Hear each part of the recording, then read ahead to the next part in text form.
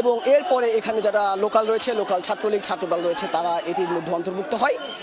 লাঠিসোঁটা কারোর হাতে ছিল না, তারা এসে শুরু করছে, সবাই আহত, এখানে সবাইকে মারপিট করা হয়েছে, ধাক্কাধাক্কি করা হয়েছে এবং ক্যাম্পাস থেকে বের করে দেওয়ার জন্য তারা ধাক্কাধাক্কি করছে।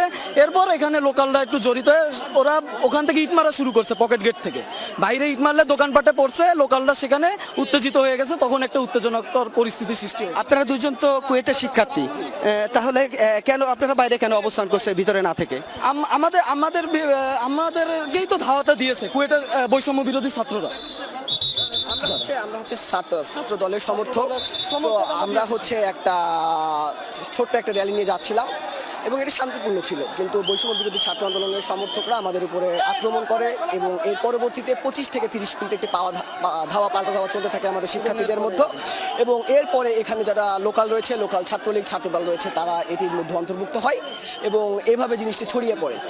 আসলে আমরা দুজন, আমাদের অনেকে তো আহত এবং সাথে ভেতরে আপনারা তো শিক্ষার্থীদের সাথে শিক্ষার্থী, এটা হওয়ার কথা ছিল, এর ভিতরে আবার বহিরাগত কিভাবে ক্যাম্পাসে প্রবেশ করলো, কিভাবে হলো? পাটকেল মারছে, তারা বাইরের লোকজন।